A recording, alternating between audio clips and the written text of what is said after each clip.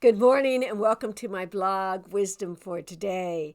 I'm glad you decided to click on my profile. You can click like at the bottom of the page and you can get every devotion I give before I post it on Facebook, if that's how you're receiving it. But I'm glad you decided to click on it so that we can share a little bit about God's love and his will for our life. Now, I told you every third week that we would be going through a character in history, in church history, and talk about how their life has affected our life as Christians today. And we started with Katie Luther. Katie Luther, who was a former nun, who helped finance the Reformation through her small farm, and also helped Christian publishing stand on its own 2 feet by publishing the conversations her husband had with young seminary students called Table Talk. And after Katie Luther, we talked about that wonderful hero of the faith, George Washington Carver. George Washington Carver was an enslaved person who could read and write and had a knack for science. And he studied science most of his life. He helped form the Tuskegee Institute. And most people may know him because he invented peanut butter, but he developed the recipe for peanut butter because he realized that the poor people in the South had no crop that would sell easily, and they were throwing away peanuts as weeds. And so he developed a delicious recipe that we still use today that still nourishes malnutrition children. During the great polio epidemic, when he was an old man, he developed a way of massaging muscles so people that were celebrating sciatica, nerve pain, could feel some comfort while they were suffering from polio. And he died giving glory to God. And then last Sunday we talked about Billy Sunday, he was the predecessor for Billy Graham. And Billy Sunday was a baseball player who was addicted to drugs and alcohol, partly because he came from a life where he was an orphan, and Jesus Christ saved him, and he became one of Chicago's greatest evangelists. Today I want to talk to you about Catherine Gibson. And you might not recognize her name, but she is the first woman to start a Sunday school in the United States. She too was an enslaved person. She had a hard childhood. Her mother tried to escape the South, and she got caught on the docks of New York City. And Catherine was ripped from her mother's arms. And she was placed into a family who was a Presbyterian elder and told to cook and clean, and she didn't know how to do it.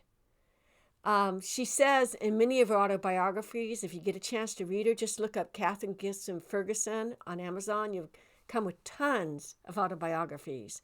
But many of her biographies record that Catherine spent the first 2 days crying. She didn't know what to do. When a neighbor, who was also an enslaved woman, came by and showed her how to cook and clean. And Catherine developed a unique ability to work with cuisine. Her food was so in demand that she opened up a little store that she worked in on her days off. Now, she was required to give some of her money to the people who unjustly owned her, but she kept enough that she could buy her freedom eventually. Her family went to a Presbyterian church, and Catherine Gibson would sit outside and listen to the sermons. And she loved the majesty of the Reformed theology that talked about God's sovereignty on our lives. And so she went to go talk to the minister. And the minister decided that Catherine Gibson would be the first person of color to join their church. He took her through a catechism. She could barely read or write, so it wasn't an easy one. And then when he called her forward to join the church, after she had gone through the elders and the deacons, there were some elders and deacons who heard the grumbling of the congregation and stood in her way, not letting her down the aisle. But the pastor came forward and pulled them out of the way and pulled her up front. Catherine Gibson became an active member of that church and started to share her vision that she was worried about all the children in the New York City streets who couldn't read or write, who were not safe at night because of exploitation. And she had a vision to open an orphanage. She was going to fund it with her own money she got from her bake shop. When some women came alongside of her to help her form the orphanage, and also to teach the children to read and write, because Catherine didn't have the skills to do that. And in New York City, the first Sunday school, and it was called a Sunday school because these kids worked in the factory, and the only time that they could learn was on Sunday. The first Sunday school included not only people of color and of different ethnicities from all over the world, from South America, from China, from Iran and Iraq. Every immigrant you can imagine possible were there in her classroom. It included children of all ethnicities, and she taught them through the ladies who volunteered their time to read and write, so they could read and write their Bible. Catherine didn't have an easy life. Her young husband, whom she had married, who was a freedman and worked on the docks, was one day accused of being a runaway slave. And when they put the chains on his neck again, it was so painful for him that he had a heart attack and died.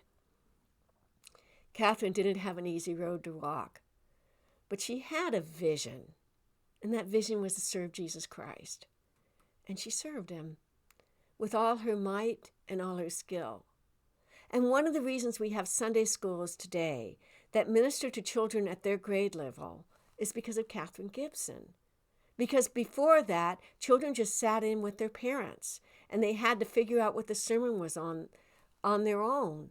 Maybe because Catherine sat 2 days in that kitchen crying, realizing you have to be taught, it was her life skill to teach anyone that she came into contact with.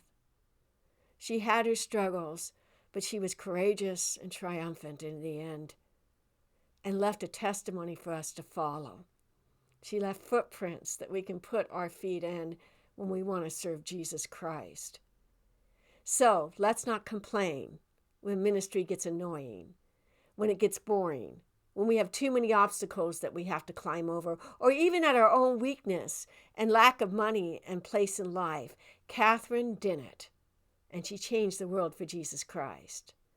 I look forward to seeing you this Sunday, and God's blessings, and have a great day.